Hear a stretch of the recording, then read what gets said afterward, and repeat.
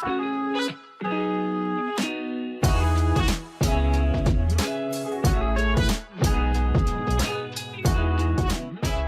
we're looking at right here, gang, is the U.S. recession probability model. This is something that charts, well, let's face it, the way that the market's been moving, this is the end of the world, right?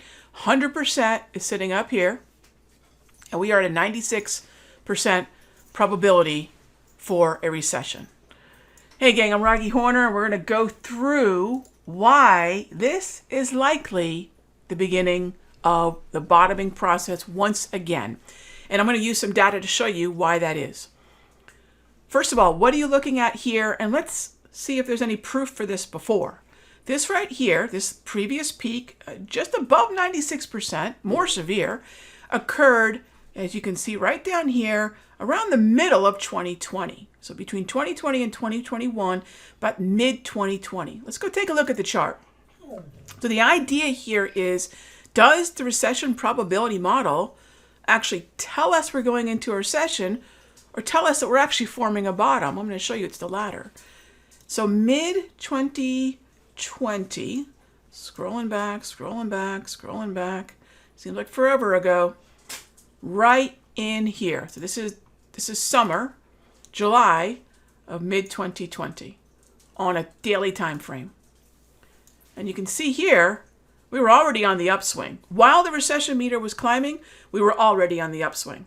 And take a look after it peaked and the rally that started. Now remember, mid-2020, we were also coming out of the post-pandemic sell-off. So as that recession meter, no doubt, was climbing on this move, just a couple months later, by the middle of the year, we rallied. As that recession meter was hitting the 100. All right, let's fast forward to where we are right now.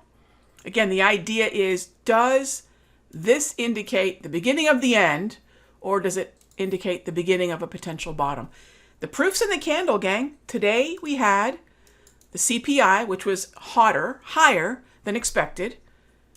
Big time sell-off. We ended the day higher. Ultimately, this was what? It was a reflection of, as 96% probability of a recession was, and this is pretty new news. This was in the last couple of days. This has been broadcast through the internet. Here we are putting in a bottom between 35 and 3,600 on the S&P as we're peaking on that news. So just like we did the last time this thing peaked. I want to show you one other thing. Until we break down through the volume support and the Darvis support and are able to close down through that level, what's going to be really important for confirmation, can we trade higher through specifically 3,700? Let's see if 3,700 is something the bulls can manage tomorrow. This once again starts a bottoming process, much like some of you might remember, Rog, this sounds really familiar.